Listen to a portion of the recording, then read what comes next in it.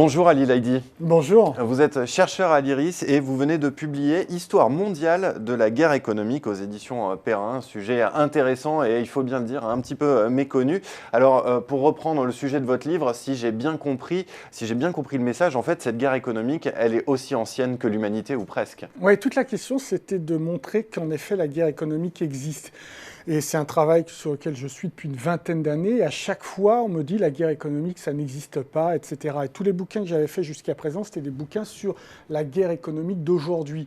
Mais il fallait une profondeur historique pour montrer que c'est une vieille histoire. Et donc, j'ai travaillé pendant 4 ans pour montrer à travers des exemples très concrets de la préhistoire jusqu'à aujourd'hui que la guerre économique a toujours existé et que c'est l'une des relations les plus dures entre les hommes, en dehors du politique, des affrontements religieux, etc.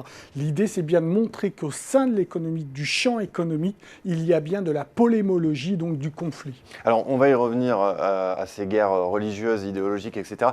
Mais avant, quelles sont les premières formes que prennent la guerre économique à la préhistoire? Alors, c'est très simple, c'est au niveau du néolithique. À partir du moment où les hommes restent dans un endroit, commencent à cultiver et surtout commencent à stocker des vivres, là, il y a des batailles entre les groupes, entre les tribus, pour s'emparer des stocks d'alimentation. Il y a aussi des batailles pour expulser des tribus qui sont proches de lieux où il y a en effet beaucoup d'alimentation, par exemple les rivières, etc., etc.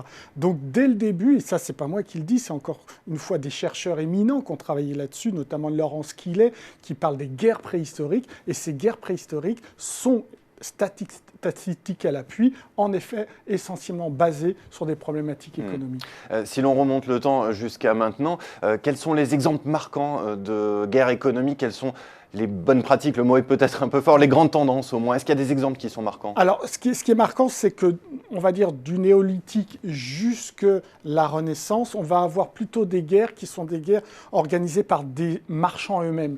Sans doute le meilleur exemple, c'est la Hanse au XIVe siècle. C'est un regroupement de marchands d'Allemagne du Nord qui va imposer ses privilèges aux autres villes d'Europe. Et si ces villes d'Europe n'acceptent pas les privilèges imposés par la Hanse est capable, 1, d'organiser des blocus économiques, 2, d'organiser des guerres, concrètement, donc d'aller chercher des mercenaires et de faire des guerres à des villes, et 3, faire de la diplomatie, c'est-à-dire d'imposer des rois sur un certain nombre de trônes en Europe. Et donc jusqu'à la Renaissance, ce sont plutôt des regroupements de marchands. À partir de la Renaissance, et surtout des grandes découvertes, on va voir là les États s'emparer des questions, et notamment évidemment avec la découverte de l'Amérique, mais aussi la découverte de la route des Indes de Vasco de Gama en 1497, où là le Portugal, puis derrière les Hollandais, les Anglais et les Français, à travers leur compagnie des Indes, vont se mener des guerres terribles pour s'emparer des épices des Indes.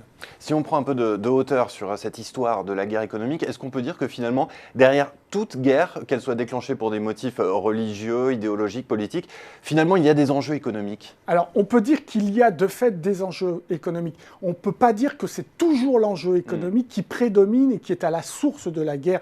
Il y a des guerres religieuses, etc., qui sont purement religieuses.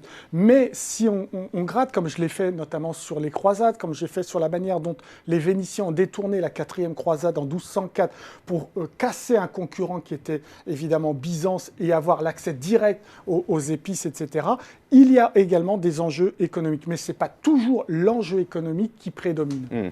Dernière question, Ali Laïdi. Comment est-ce qu'on peut expliquer le manque, peut-être pas d'intérêt, mais le manque de place pour ces questions relatives à la guerre économique en France? Je vais rappeler simplement un chiffre. Le budget consacré à l'intelligence économique en France, il est 10 fois inférieur à celui qui y est consacré au Royaume-Uni et 100 fois inférieur à celui qui est consacré aux États-Unis. Ben oui, c'est assez étrange, d'autant que c'est en France qu'il y a une politique nationale d'intelligence économique qui est affichée comme telle, alors qu'aux États-Unis, en Grande-Bretagne, il n'y a pas de politique, mais pour autant, il y a une action très concrète.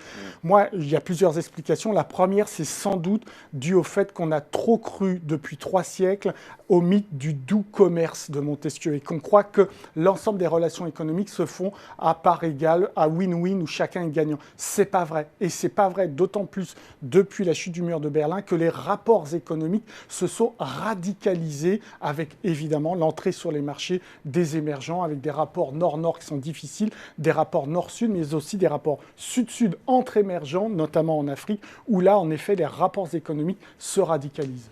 D'où l'importance de rappeler cette importance de la guerre économique et donc de se replonger dans Histoire mondiale de la guerre économique aux éditions Perrin. Merci beaucoup Ali Ladi. Merci.